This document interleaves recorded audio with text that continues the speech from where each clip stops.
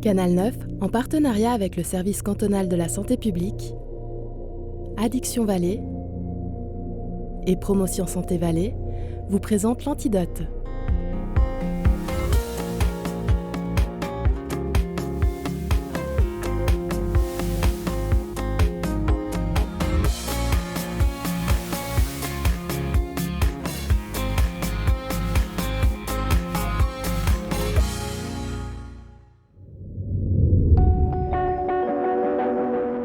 On dénombre environ 50 000 brûlures par année en Suisse. La majorité se soigne à la maison, mais environ 1000 personnes devront être hospitalisées dans l'un des 2 centres spécialisés pour grands brûlés de Lausanne ou de Zurich. Nous avons pu pénétrer dans l'univers des spécialistes de reconstruction, de greffe et de thérapie cellulaire de l'un de ces centres, à la rencontre des patients et des structures de prise en charge. Pour une blessure souvent vite arrivée, des mois et des années seront nécessaires pour retrouver une peau mobile et confortable.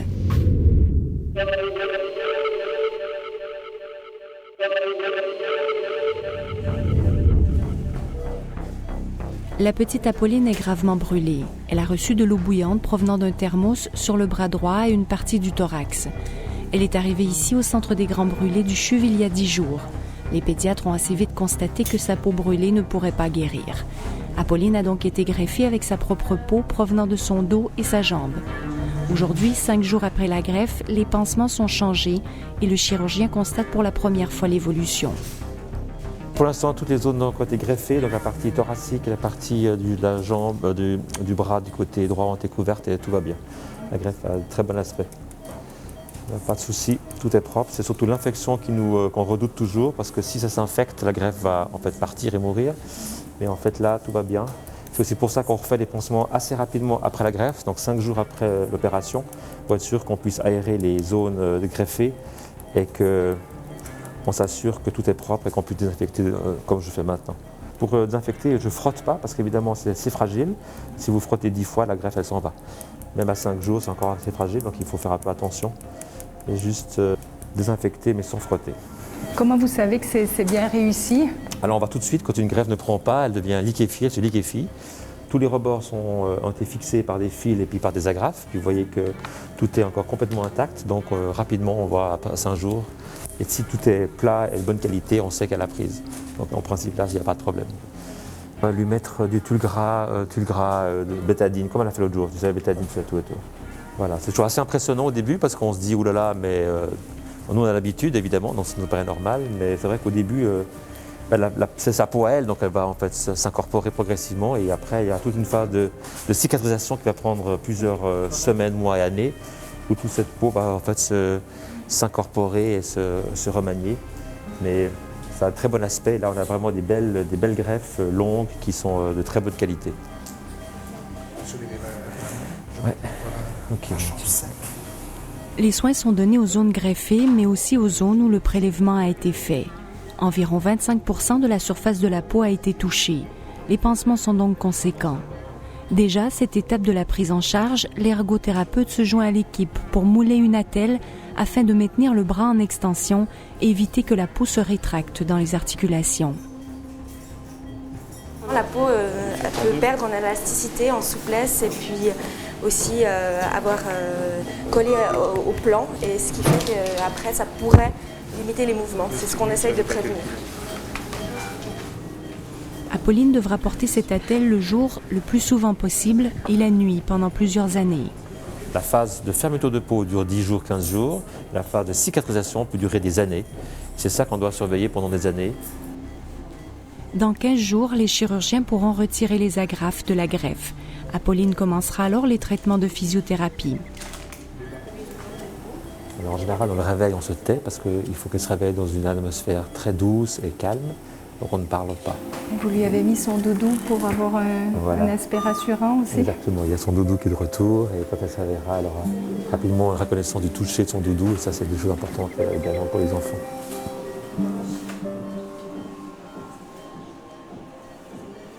La peau est composée de 3 couches. Une couche superficielle appelée l'épiderme. C'est notre isolation externe, notre barrière qui nous protège contre les virus ou les bactéries.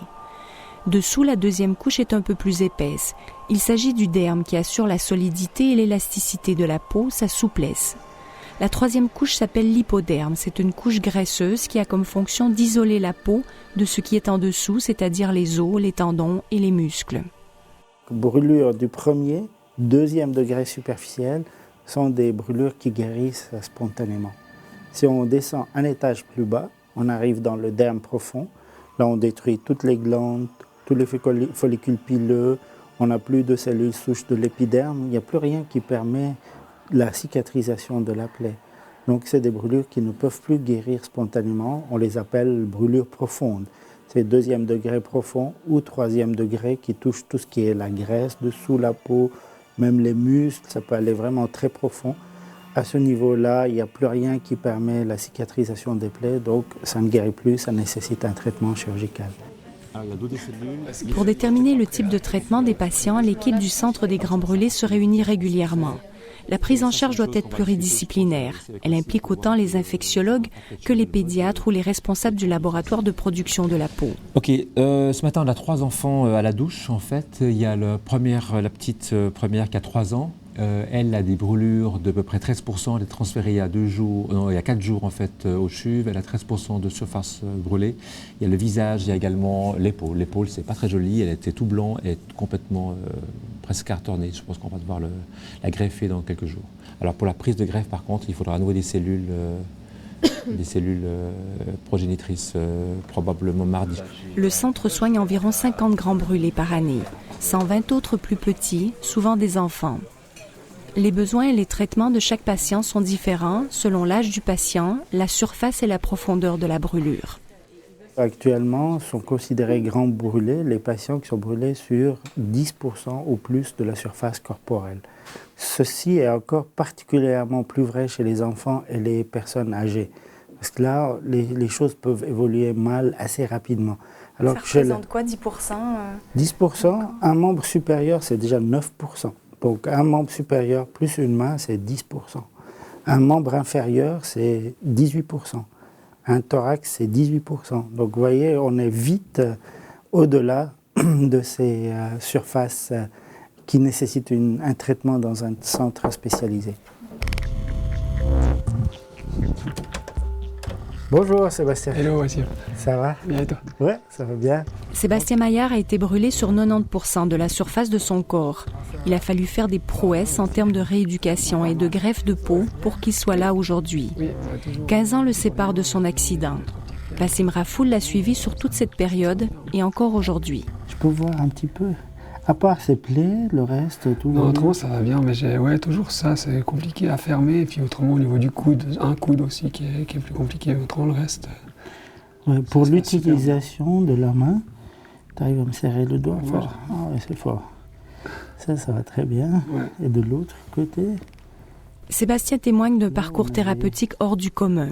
Une centaine d'anesthésies générales durant les 6 premiers mois pour changer les pansements et pour greffer de la peau saine.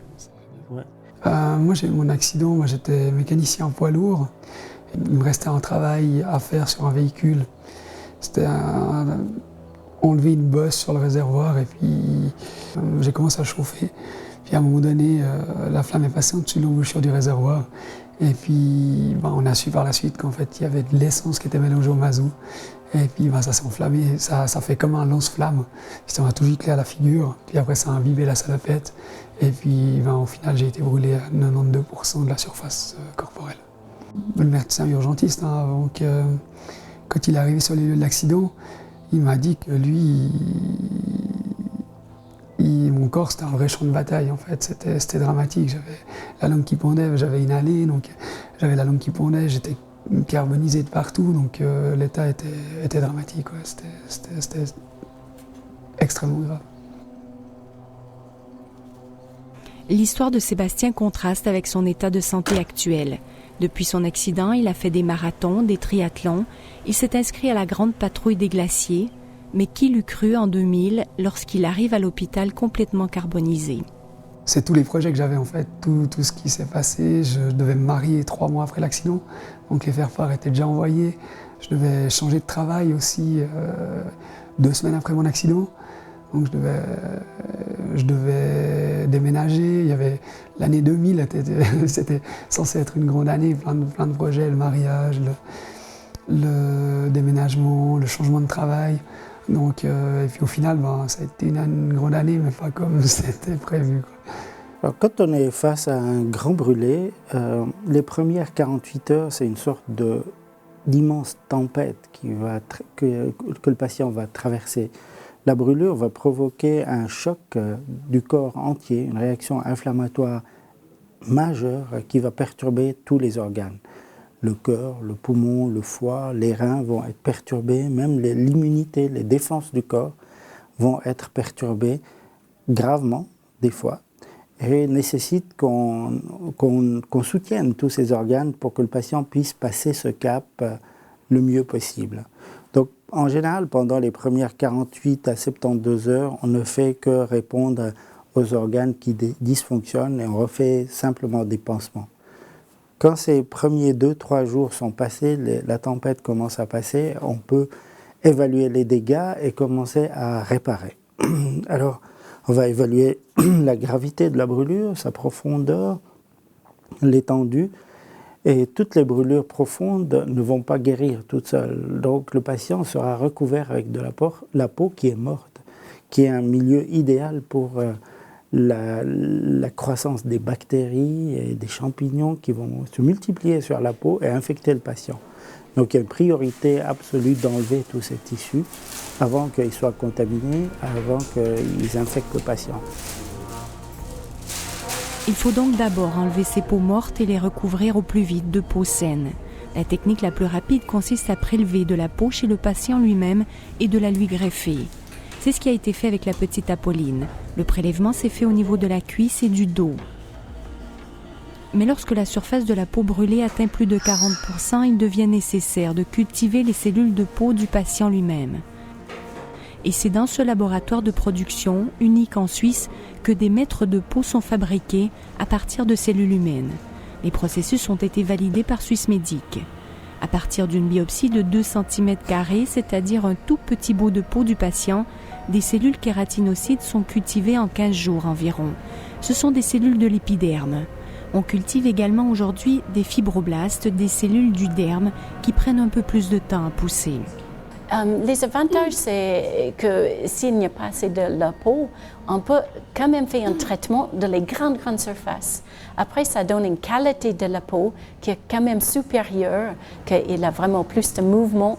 On peut travailler vraiment sur la qualité et la mobilité de la peau. Donc cette peau biologique offre plus de mobilité, de souplesse qu'une peau qui aurait été greffée. Exactement. On va voir ça avec une de nos patients qui a été traitée depuis 15 ans en arrière, avec différents types de techniques, avec l'épiderme et les cellules mélangées avec une thérapie cellulaire, avec une co-culture, avec plusieurs types de cellules. Et on va voir si on peut améliorer ces types de techniques, de combiner plusieurs types de cellules, on peut vraiment améliorer la qualité de la peau à long terme pour ces patients. À côté du laboratoire de culture des cellules cutanées, le laboratoire de recherche et de développement travaille main dans la main avec les chirurgiens et les autres spécialistes du Centre des Grands Brûlés pour par exemple améliorer les techniques de culture des cellules et les applications de cette peau très fine sur le patient. Si on imagine on a 50 greffes de posées, 50 cultures de cellules, il faut trouver une solution qui est très intéressante pour le médecin dans le bloc opératoire, parce que c'est très stressant dans le bloc. Donc il faut avoir quelque chose qui a peut-être, on n'a pas besoin de réfléchir vis-à-vis quel côté on doit poser, et aussi la vitesse de poser sur peut-être toute une jambe, tout un bras à la même temps. Donc ça c'est le travail d'un laboratoire et l'interaction avec le corps médical, de trouver les meilleures solutions et les plus adaptées à chaque patient. La recherche a permis ces dernières années de combiner différentes techniques pour de meilleurs résultats chez le patient. Sébastien Maillard en est la preuve vivante. Son bras gauche a reçu des cellules kératinocytes et fibroblastes, tandis que son bras droit a eu uniquement des kératinocytes. Et le résultat est bien meilleur avec la combinaison des deux types de cellules. Une fois, on avait pris une petite biopsie, on avait envoyé au laboratoire pour voir un petit peu la texture de la peau Puis les pathologues, ils ont décrit la peau, puis ils diagnostiquent à la fin peau normale. Alors moi j'ai appelé le pathologue, je dis écoute, je voulais te reparler de cette peau. Il n'y a rien de normal. Puis je dis non, il n'y a rien, il n'y a pas d'inflammation, il n'y a pas de tumeur, il n'y a pas. Il me décrivait tout, il n'y a rien, il n'y a pas ça, il n'y a pas ça, il n'y a pas ça. Bah, il me dit mais tu cherches quoi en fait? Je dis juste, je vais te dire, en fait il n'y a rien de normal dans cette peau, quoi. Tu penses que les kératinocytes ont été cultivés seuls, les fibroblastes ont été cultivés seuls, on a mis du derme synthétique, après on a remis les 2 couches de cellules, on a fait un sandwich avec, on les a ramenés dessus, et c'est ça qui donne la peau que tu vois. C'est incroyable, mais je t'assure que je ne vois rien d'anormal. Moi, je n'ai jamais dit c'est une peau comme on voit dans les livres. Alors que tout a été assemblé.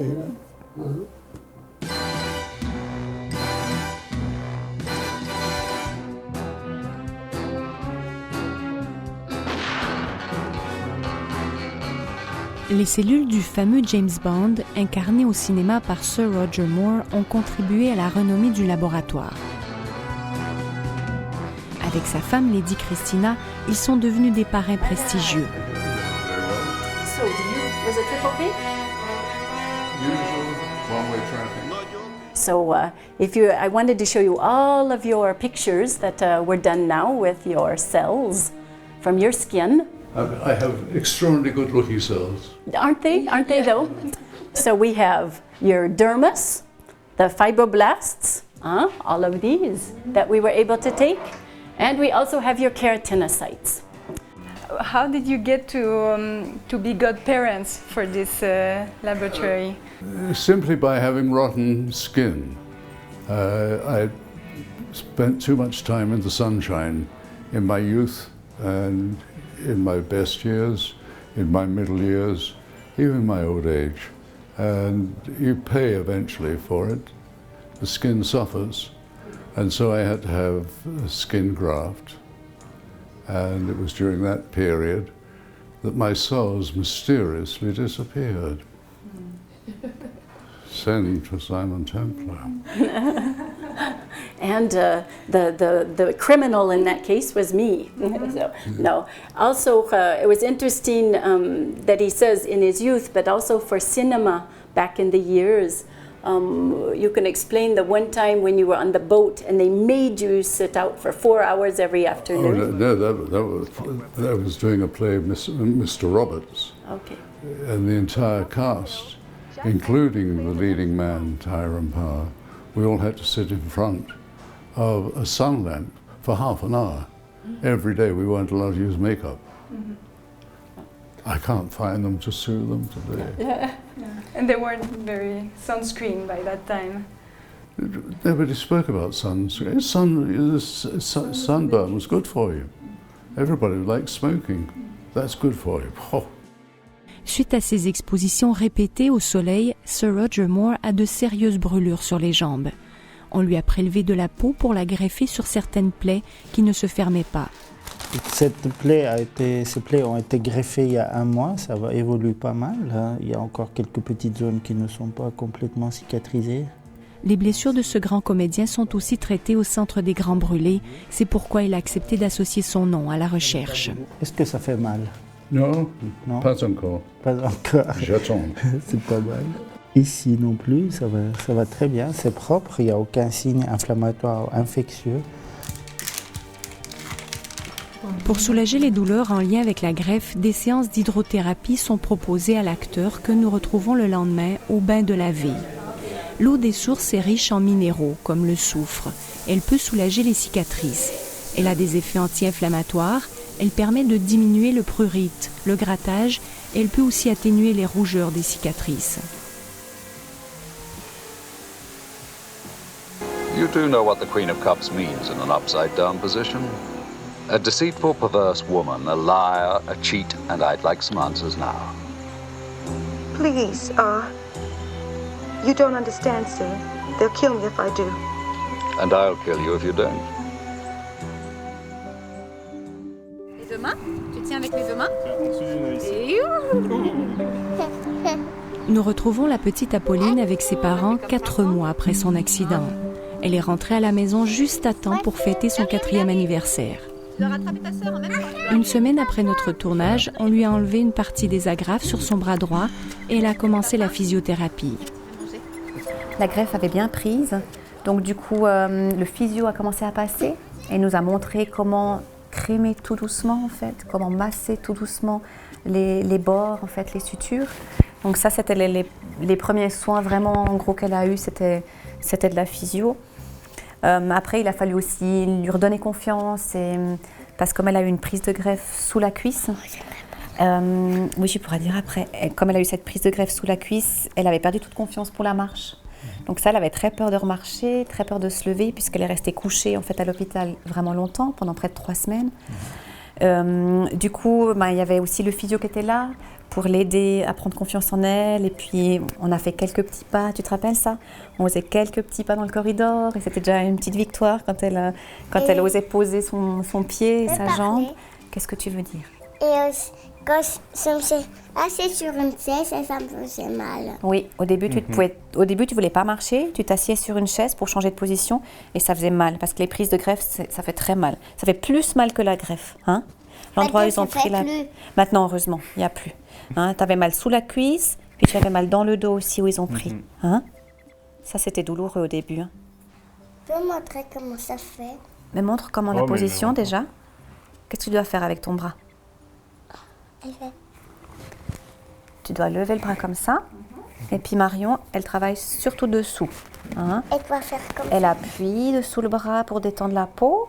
Elle fait des massages aussi pour assouplir la peau. Le but, en fait, c'est d'éviter les rétractions. C'est-à-dire que la peau greffée, elle adhère à la peau, enfin le dessous de la peau qui a été enlevé parce qu'elle a été brûlée.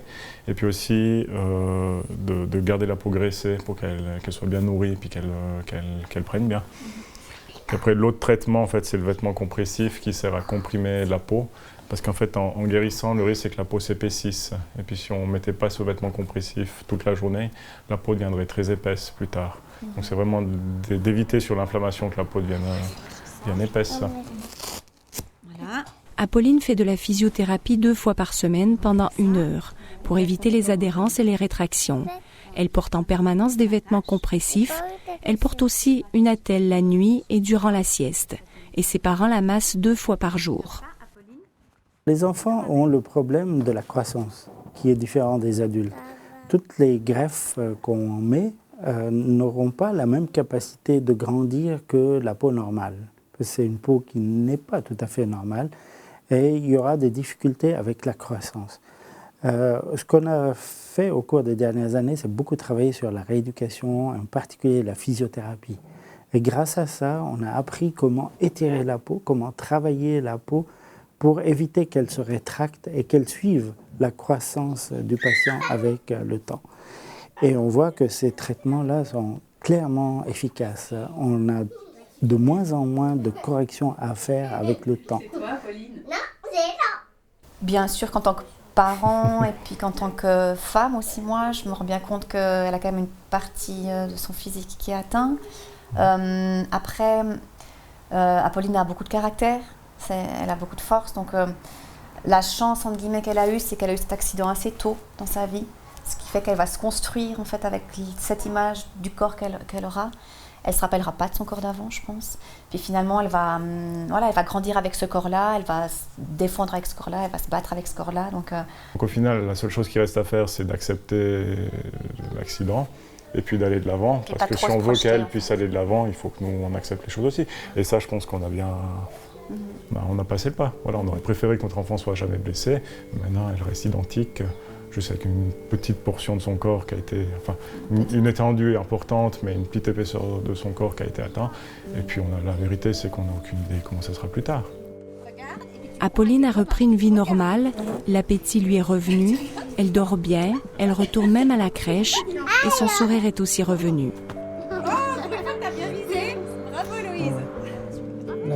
Ouais, exactement. Sébastien Maillard, lui, s'est finalement marié un peu plus tard que la date prévue. Non, mais là, je vais passer la vague, en fait. C'est assez sportif. Coincé entre les 2 gants de boxe. Il est resté 1 an et demi à l'hôpital et il a consacré ses journées entières à la rééducation et à l'ergothérapie. Aujourd'hui, le plus gros handicap qu'il conserve est au niveau des mains qui ont été amputées suite à la brûlure. Il arrive toutefois à tout faire à un rythme plus lent. Pour ce qui est de la peau, il regrette seulement une chose, la faculté de transpirer. Je monte en température, je transpire énormément très vite des zones qui n'ont pas été greffées. Donc le bassin, les 2 pieds, le bas de la jambe gauche. Donc là, c'est tout de suite trempe à peine, je m'active pour bricoler quelque chose. Je transpire tout de suite de ces zones-là. Par contre, quand je fais du sport, ça ne suffit plus. Et là, je surchauffe. Donc au début, c'était après 500 mètres. Maintenant, j'ai refait des marathons, puis j'arrive à le tenir. Alors c'est sûr que si la température extérieure est importante, je sais que mes performances vont être moins bonnes. Mais voilà, je ne cours pas pour les premières places, je cours pour me faire plaisir. Le patient brûlé au 2e degré profond et 3e degré devra faire face à un parcours thérapeutique conséquent. Pour un accident qui arrive souvent tellement vite, il devra consacrer des heures et des années à la rééducation et au traitement. Parfois, le patient aura la capacité de faire face et de se battre et malgré les greffes et les amputations, il pourra avoir une vie normale. L'équipe spécialisée et pluridisciplinaire du Centre des Grands Brûlés travaille pour que le patient retrouve une mobilité et une qualité de vie la meilleure possible pour être bien à l'aise dans cette nouvelle peau.